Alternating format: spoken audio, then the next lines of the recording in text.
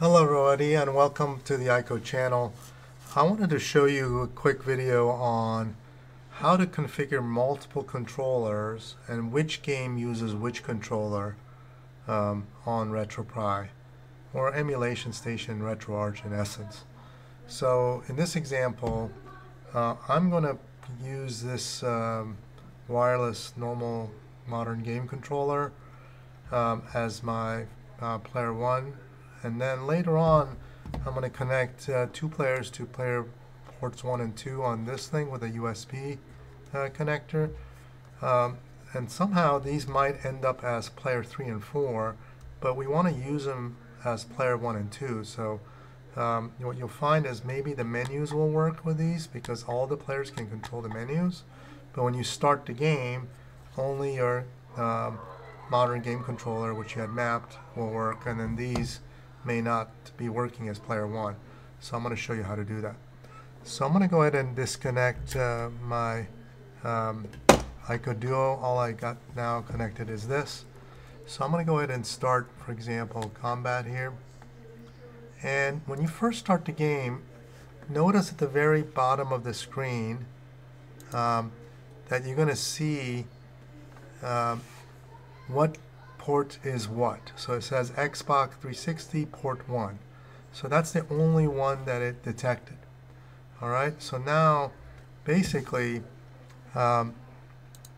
this particular controller is connected as player 1. So if I start the game like this, I can move player 1 and it works, which is great. But now, let's say I all of a sudden connect these two devices, and I want to use this as player 1, my Atari joystick. So let's do that. I'll connect while the game is going.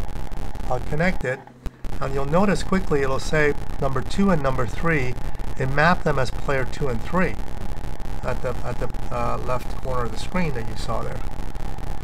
And then, when I try to move, well, it's not working because it's thinking this is, some other player, and all the ports are confused. So what you want to do is, while you're in the game, go into the Retroarch's menu.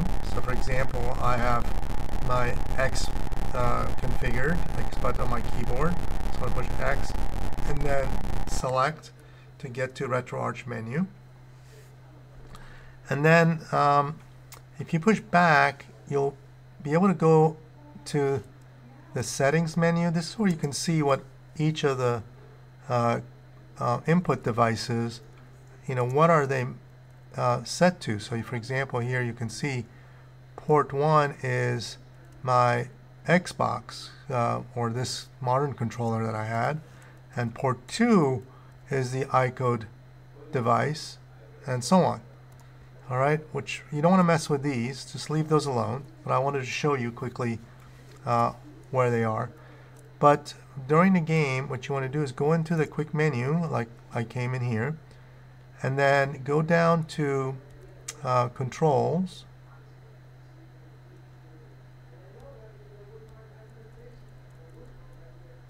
under input, and wait a minute, am I in? I want to go to quick menu. Under quick menu, go down to controls. There we go. Controls, and then if you go to port 1 controls, so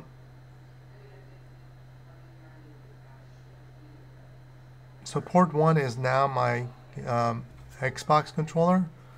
So actually I don't want port 1. I want to take port 2 controls, which is my joystick now, and that's what it's detected as.